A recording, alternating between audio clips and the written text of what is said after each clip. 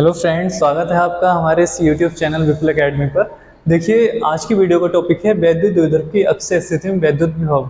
यानी कि अगर लास्ट वीडियो की बात करी जाए तो लास्ट वीडियो में हमने बात करी थी वैद्युत द्विध्रुव की अक्षीय स्थिति में वैद्युत क्षेत्र की तीव्रता, फिर वैद्युत द्विध्रुव की निरक्षीय स्थिति में वैद्युत क्षेत्र की तीव्रता। ठीक है, और आज की वीडियो का टॉपिक है कि वैद्युत द्विध्रुव की अक्षीय स्थिति में वैद्युत विभव कितना होता है। सही है, आज इस वीडियो में अक्षीय स्थिति और निरक्षीय स्थिति दोनों एक साथ कराई जाने वाली हैं। ठीक है, यानी कि वैद्युत द्विध्रुव की अक्षीय स्थिति में वैद्युत विभव कितना होता है, निरक्षीय स्थिति में वैद्युत विभव कितना होता है, कैसे निकालेंगे। ठीक है, तो दोनों टॉपिक आज इसमें कराए जाने वाले हैं। मोस्ट क्लास है आज आपकी, तो वीडियो को एंड तक जरूर देखना है। सही है, और जिन्होंने पिछली वीडियो वैद्युत द्विध्रुव की अक्षीय स्थिति निरक्षीय स्थिति में वैद्युत क्षेत्र की तीव्रता नहीं देखी है तो डिस्क्रिप्शन से उन वीडियो को जरूर देखें। सही है, सारे टॉपिकों को अच्छे से क्लियर करते रहें, नोट्स अपने अच्छे से बनाते रहें, और आई होप आप अच्छे हो गई। ठीक है, और नहीं भी हो तो हो जाइए। ठीक है, वीडियो देखते हैं अच्छे से, एंड तक जरूर देखना, और सारे टॉपिक बिल्कुल अच्छे से क्लियर होने वाले हैं आपके। तो देखिए, सबसे पहले हम क्या करते हैं, हमने क्या करा, एक वैद्युत द्विध्रुव लिया, ये रहा, मान लिया एक वैद्युत द्विध्रुव हमारा ए बी। मान लिया इधर प्लस क्यू आवेश है और इधर हमारा माइनस क्यू आवेश है। बहुत आसान है, कुछ नहीं करना, एक वैद्युत द्विध्रुव ले लेना है, क्योंकि हेडिंग है वैद्युत द्विध्रुव की अक्षीय स्थिति। तो इसकी अक्ष या तो इधर हो सकती है, ठीक, या फिर इधर हो सकती है, यही तो अक्ष होती है।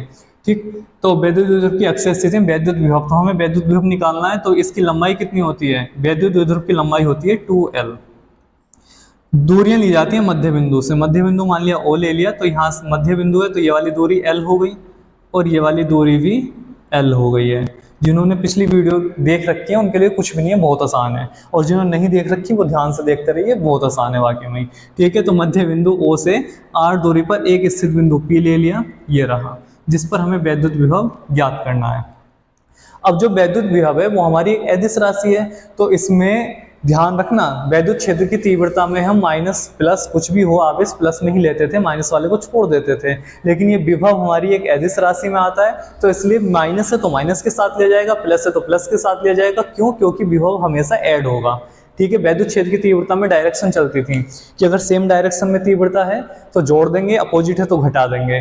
ठीक, लेकिन यहाँ पर अपोजिट हो या सेम हो, नोट मैटर। ठीक है, बस क्या करना है, जोड़ना है आवेश के कारण जितना भी विभव आएगा।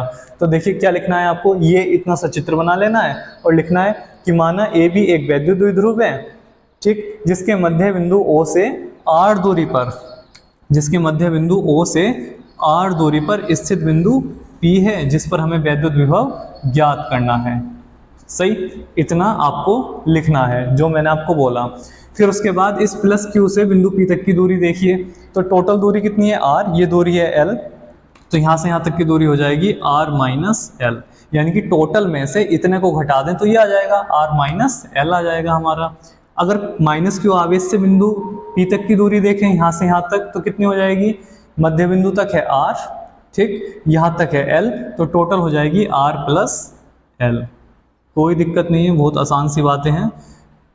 दोबारा देख लिए एक बार चित्र को कि ए भी एक वैद्युत द्विध्रुव है, जिसके मध्य बिंदु O से अक्षीय स्थिति में R दूरी पर स्थित बिंदु P है, जिस पर वैद्युत विभव ज्ञात करना है। यही आपको लिखना है, हेडिंग डालना है अच्छे से अपनी नोटबुक में। ठीक है, जहां आप नोट्स बना रहे हैं हेडिंग डालिए बढ़िया से और लिखिए कि माना ए भी एक वैद्युत द्विध्रुव है, जिसके मध्य बिंदु O से अक्षीय स्थिति में R दूरी पर स्थित बिंदु P है, जिस पर हमें वैद्युत विभव ज्ञात करना है। क्लियर? अब बोर्ड पर देखिए ध्यान से, बस बाकी कुछ नहीं करना। तो हमने क्या करा, प्लस क्यू आवेश के कारण, प्लस क्यू आवेश के कारण बिंदु P पर वैद्युत विभव, वैद्युत विभव देखो भाई ध्यान से कि प्लस क्यू आवेश के कारण, प्लस क्यू आवेश ये रहा, इस प्लस क्यू आवेश के कारण बिंदु P पर वैद्युत विभव। तो बिंदु आवेश के कारण वैद्युत विभव होता कितना है, वो होता है V equal to 1/4 pi epsilon not Q upon R से। ठीक है, यानी कि ये सूत्र होता है हमारा Q upon R। Q upon R square होता है तो वैद्युत क्षेत्र की तीव्रता होती है, और Q अपॉन R है तो वो हमारा वैद्युत विभव होता है। सही है, चित्र को अच्छे से बना लीजिए और बाकी बस ध्यान से देखते रहो। तो अगर हम प्लस क्यू आवेश की बात करें तो प्लस क्यू आवेश के कारण मान लिया हमने कि V1 आवेश उत्पन्न हुआ होगा और वो कितना हो जाएगा 1/4 pi epsilon not, plus Q है तो प्लस क्यू ले लो अपॉन आर, यानी कि प्लस क्यू से बिंदु P तक की दूरी ये कितनी है R माइनस L है। समीकरण नंबर बन गई हमारी इक्वेशन फर्स्ट बन गई। ऐसे ही निकाल लेते हैं माइनस क्यू आवेश के कारण। तो माइनस क्यू आवेश के कारण कितना हो जाएगा, माइनस क्यू आवेश के कारण बिंदु P पर वैद्युत विभव, तो ये हमारा हो जाएगा माइनस क्यू आवेश के कारण हम मान लेते हैं V2 हो जाएगा। तो V2 इक्वल टू हो जाएगा 1/4 पाई एप्सिलॉन नॉट, और आवेश माइनस क्यू है तो यहाँ माइनस क्यू ले लेंगे अपॉन आर। आर का मतलब इस माइनस क्यू से बिंदु P तक की दूरी, और वो कितनी दिखाई दे रही है आपको, R प्लस एल है, तो R प्लस एल ले लेते हैं। समीकरण नंबर 2 बन जाती है। अब हमारे पास V1 भी है और V2 भी है, अब क्या करें, सही है। तो ध्यान रखना वैद्युत विभव एक हमारी अदिश राशि है। विभव हमेशा जब भी प्रश्न पर निकाला जाएगा तो उसे ऐड ही किया जाएगा, वो भी बीज गणितीय योग में, यानी कि बीज गणितीय योग का मतलब है कि प्लस हो या माइनस हो जोड़ना ही है, प्लस है तो प्लस के साथ, माइनस है तो माइनस के साथ, ठीक है, ऐड कर दो बस। तो अतः बिंदु P पर, अतः बिंदु P पर वैद्युत विभव, ध्यान से देखते रहना है बस कि बिंदु P पर वैद्युत विभव कितना हो जाएगा। तो बिंदु P ये रहा और इस पर विभव V हमें निकालना है। तो अभी बताया कि क्या करना है, ऐड कर देना है V1 प्लस V2, और V1 और V2 के मान कहाँ हैं, समीकरण 1 और 2 में साफ दिखाई दे रहे हैं, ठीक है। तो समीकरण 1 व 2 से मान रख दो, 1 व 2 से मान रखने पर, मान रखने पर 1 व 2 से मान रख दो, तो V इक्वल टू कितना हो जाएगा, V1 का मान कितना है 1/4 pi epsilon not Q upon R minus L है, प्लस V2 का मान कितना है, ये रहा 1/4 पाई एप्सिलॉन नॉट माइनस के Q upon R plus L, ये हो गया। अब यहाँ से देखो क्या क्या कॉमन है, 1/4 pi epsilon not Q common दिखाई देता है, तो यहाँ से हो गया R minus L, 1/4 pi epsilon not Q यहाँ भी है, यहाँ भी है, तो इतना कॉमन आ गया, और प्लस माइनस क्या कर देंगे, माइनस कर देंगे अपॉन R प्लस L हो जाएगा, ठीक है। अब नीचे देखिए, अब इसका लेना है एलसीएम, तो नीचे बचना हमारा R माइनस एल और R प्लस एल।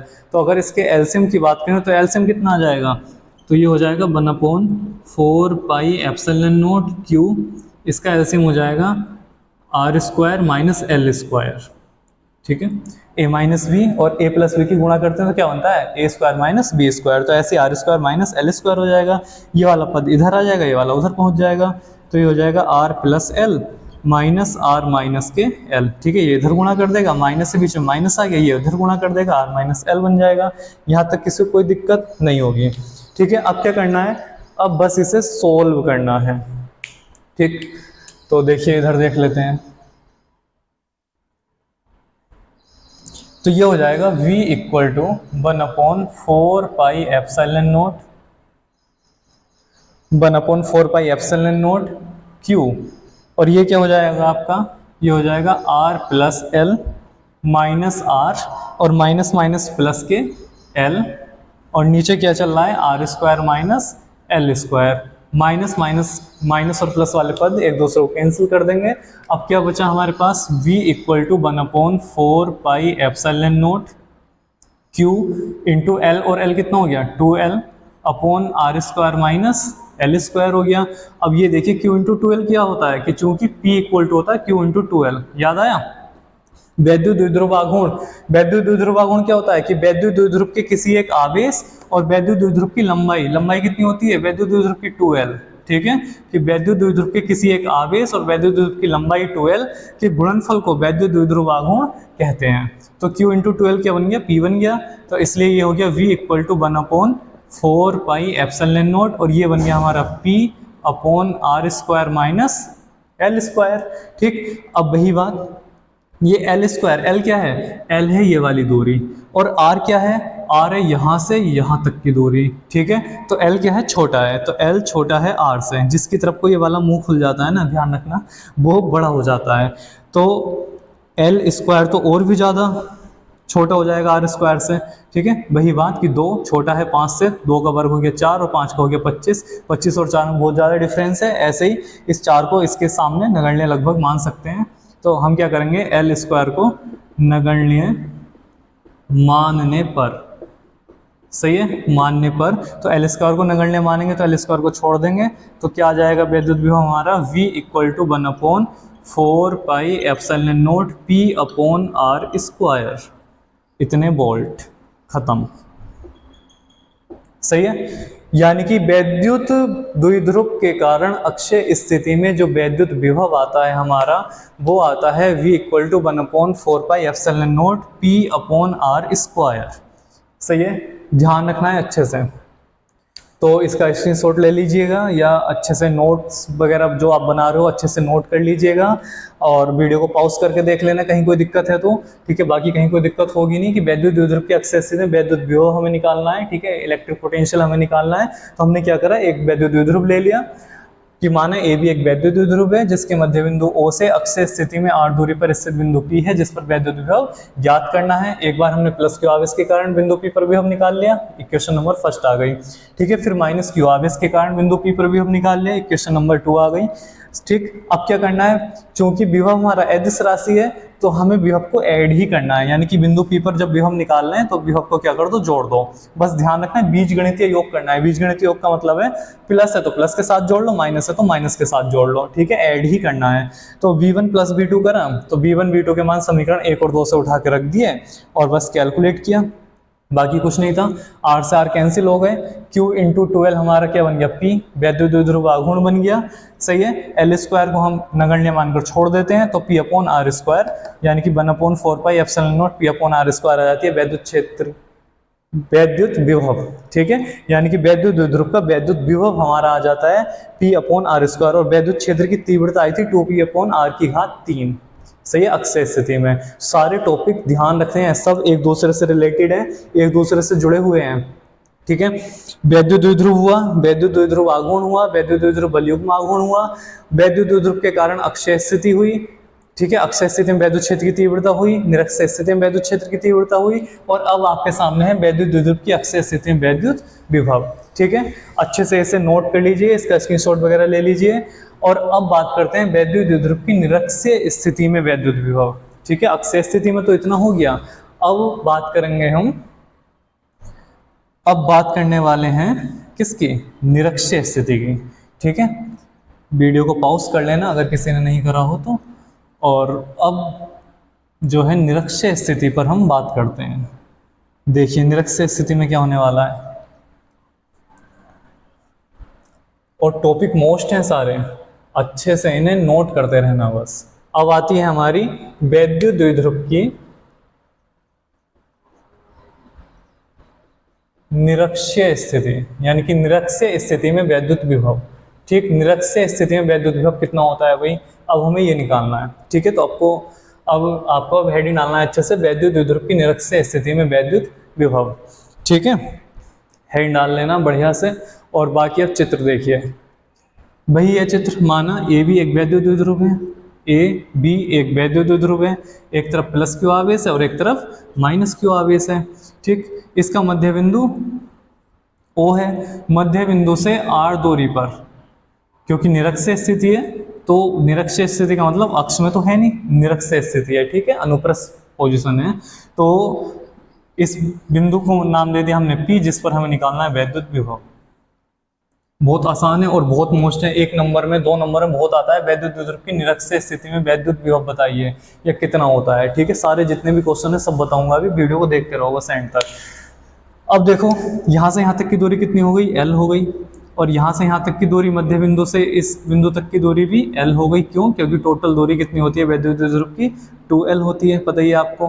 ठीक, अगर निरक्षीय स्थिति की बात करें तो पाइथागोरस प्रमेय लग जाती है यहाँ से यहाँ तक की दूरी निकालने के लिए, क्योंकि यहाँ पर हमें क्या निकालना है, विभव निकालना है, वोल्टेज निकालनी है, पोटेंशियल निकालना है। ठीक है, तो अब यहाँ देखिए प्लस क्यू आवेश से बिंदु P तक की दूरी की बात करेंगे तो कितनी आ जाएगी, पाइथागोरस प्रमेय लगा देंगे तो कि R square plus L square equal to AP square. ठीक है, AP स्क्वायर जो होगा कर्ण का वर्ग जो होगा वो लंब का वर्ग, यानी कि यहाँ से यहाँ तक की दूरी का वर्ग, प्लस आधार का वर्ग, यहाँ से यहाँ तक की दूरी का वर्ग एल स्क्वायर होगा। तो ए पी का मान कितना आ जाएगा, under root R square plus L square हो जाएगा। क्लियर। तो ये वाली दूरी कितनी आ गई, under root R square plus L square आ गई। ठीक, ऐसे ये वाली दूरी भी कितनी आ जाएगी, under root R square plus L square आ जाएगी। क्लियर, कोई दिक्कत वाली बात नहीं है, बहुत आसान है। चित्र बना लेना है बढ़िया करके और लिखना है कि माना, ठीक है। चित्र बनाने के बाद आपको लिखना है, चाहे वीडियो पॉज कर लीजिएगा, चित्र बना लीजिएगा बढ़िया से और फिर लिखना है आपको कि माना ए बी एक वैद्युत द्विध्रुव है जिसके मध्य बिंदु O से R दूरी पर निरक्ष स्थिति में R दूरी पर स्थित बिंदु P है। दोबारा सुनना, माना ए बी एक वैद्युत द्विध्रुव है जिसके मध्य बिंदु O से निरक्षीय स्थिति में R दूरी पर स्थित बिंदु P है जिस पर वैद्युत विभव ज्ञात करना है। ठीक है, तो फिर क्या करना है, प्लस क्यू आवेश के कारण बिंदु P पर वैद्युत विभव, प्लस क्यू आवेश के कारण बिंदु P पर वैद्युत विभव निकालने के लिए हम क्या करेंगे, बिंदु आवेश के कारण वैद्युत विभव निकालने के लिए फॉर्मूला होता है V = 1/4 pi epsilon not Q/R, अभी बताया था। ठीक है, अब मान लिया प्लस क्यू आवेश के कारण विभव कितना है, V1 है, तो V1 कितना हो जाएगा, प्लस क्यू है तो प्लस क्यू हो गया, और यहाँ दूरी कितनी हो जाएगी, यहाँ दूरी हो जाएगी यहाँ से यहाँ तक की दूरी, A से P तक की दूरी, यानी कि under root R square plus L square हो जाएगा। इक्वेशन नंबर फर्स्ट बन जाएगी। ऐसी माइनस क्यू आवेश के कारण बिंदु P पर भी हम निकालेंगे, तो माइनस क्यू आवेश के कारण जब बिंदु P पर भी हम निकालेंगे तो माइनस के कारण माइनस आ जाएगा और दूरी कितनी आ जाएगी, दूरी आ जाएगी under root R square plus L square हो जाएगी।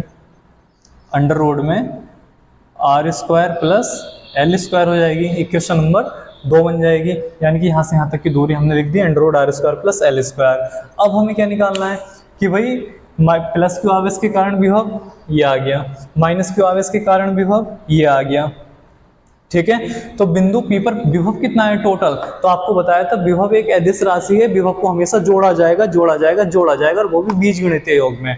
ठीक है, तो कितना हो जाएगा, V = V1 + V2 हो जाएगा। मान लगा दो समीकरण 1 और 2 से, क्या आने वाला है कि V = समीकरण नंबर 1 में कितना लिखा हुआ है, 1/4 pi epsilon not Q/√R² plus L square, plus plus plus है तो प्लस लगा दिया।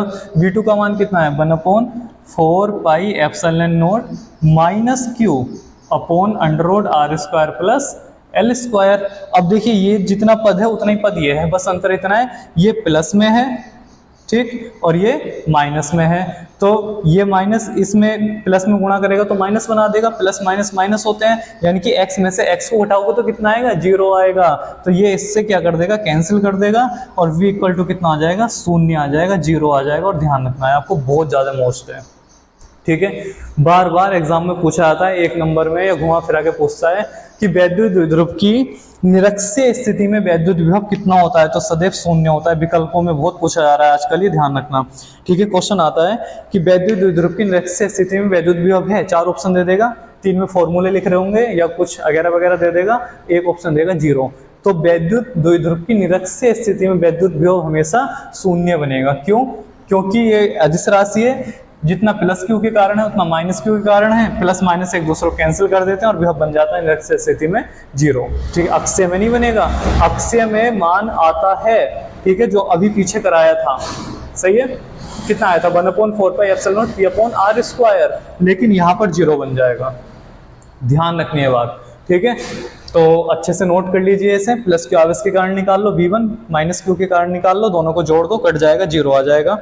क्वेश्चन यहाँ से कभी कभी बन जाता है कि क्या, ध्यान से सुनना, कि क्या वैद्युत द्विध्रुव के लिए वैद्युत विभव का मान 0 हो सकता है? बिल्कुल हो सकता है। ठीक है, वैद्युत द्विध्रुव के लिए वैद्युत विभव का मान 0 हो सकता है, और है कहाँ है, निरक्षीय स्थिति में। ठीक है, यानी कि वैद्युत द्विध्रुव की निरक्षीय स्थिति में वैद्युत विभव हमेशा 0 होता है। अच्छे से ध्यान रखना है, नोट कर लेना है। ठीक है, दिमाग में फिट कर लेना कि निरक्षीय स्थिति में वैद्युत विभव 0 है, 0 है, 0 है। क्लियर? तो अच्छे से ऐसे नोट्स में अपने नोट कर लेना, और वीडियो को लाइक कीजिए, कमेंट्स कीजिए। कोई दिक्कत है तो इंस्टाग्राम पर फॉलो करके मैसेज कर सकते हो आप। ठीक है, वहाँ आपको सॉल्यूशन मिल जाएगा, किसी का कोई अगर डाउट वगैरह है तो। और नए से नए बच्चों को, अपने दोस्तों को शेयर कीजिए, और जो नए बच्चे हैं चैनल को सब्सक्राइब जरूर किया करें अगली वीडियो देखने के लिए। ठीक है, मिलते हैं नई वीडियो में नए टॉपिक के साथ। Thank you so much.